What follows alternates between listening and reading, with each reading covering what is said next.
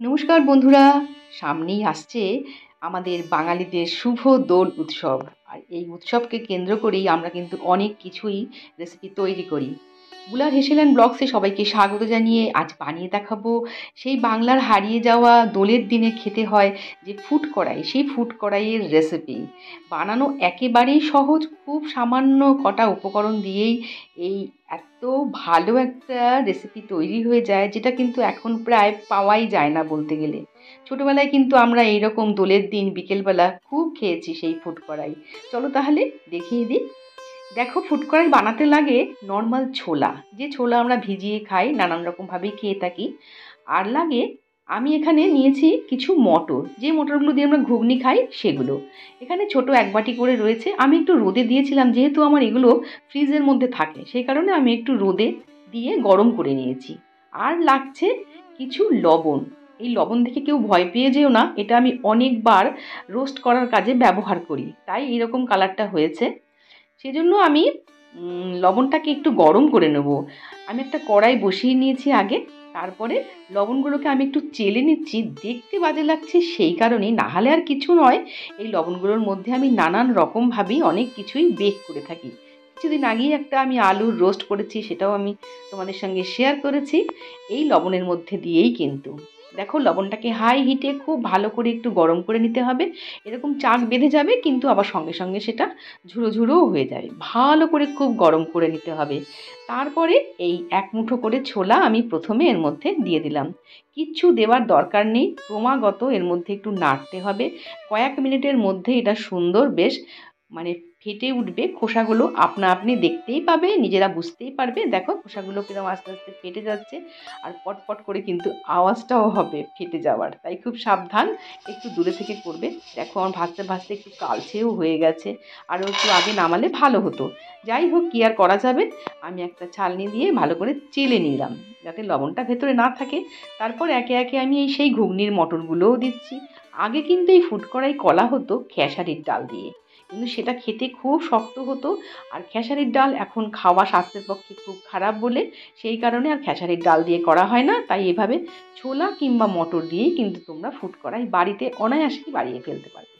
এই দেখো, এবারে এগুলোও কিন্তু সুন্দর ফুটে উঠছে, আর এগুলো খেতেও কিন্তু বেশ দারুণ লাগে। এমনিতেই খাওয়া হয়ে যায়। একেবারে যদি তেল ছাড়া এরকম ভাজা খেতে চাও, তাহলে লবণের মধ্যে দিয়ে কিন্তু অনায়াসেই বানিয়ে রেখে দিতে পারবে, আর এটা থাকবেও অনেক দিন। এইভাবে কথা বলতে বলতে বেশ কিছু সময় কিন্তু এটাকে ক্রমাগত নাড়াচাড়া করে তারপরে ভেজে নেব, মানে রোস্ট করে নেব। তারপরে ছেঁকে তুলে নেব। এভাবে বাড়তি সমস্তগুলোকেই কিন্তু বেশ কয়েকবারে এগুলোকে একটু ভেজে নিতে হবে। এই দোলের দিন বিকেলবেলা এই ফুড কড়াই খাওয়ার মজাই কিন্তু আলাদা। কিন্তু এখন তো সেসব হারিয়ে গেছে। এখন দোলে মানেই হচ্ছে পুরো অন্য রকমের আমেজ, নানান রকমের খাবারের সম্ভার। এসব খাবার এখন ক্রমাগত হারিয়ে যেতে বসেছে। তাই আমি চেষ্টা করেছি। দেখো, আমার সেই লবণটা গরম ছিল বলে আমি তার মধ্যে কিছু পাঁপড়ও কিন্তু টুকরো করে ভেজে আমি কৌটো ভরে রেখে দেবো। যখন তখন চায়ের সঙ্গে খাওয়া যাবে। একেবারে তেল ছাড়া পাঁপড় ভাজা যারা খেতে চাও, তারা এইরকমভাবেই খেয়ে নিও। আমার সবগুলো কিন্তু ভাজা হয়ে গেছে, এবারে চলে এসেছি একটু ঠান্ডা করব। যদিও ঠান্ডা করার কোনো প্রয়োজনই নেই, তারপরে আমাকে যেতে হবে নেক্সট প্রসেসে। এটা একটু খেয়ে নিচ্ছি, বেশ মুচমুচে হয়েছে।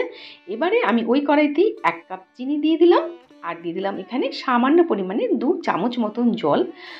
এটা জলের পরিমাণের কোনো দরকার নেই, যাতে করে কালারটা লাল না হয়ে যায়, সেই কারণেই সামান্য একটু জল দিয়ে চিনিটাকে গলিয়ে নিতে হবে। এরকম যখন চিনিটা থেকে ক্রমাগত ফেনা হবে, চিনিটা কিন্তু পুরোপুরি গলবে না, একটু দানা দানা থেকে যাবে।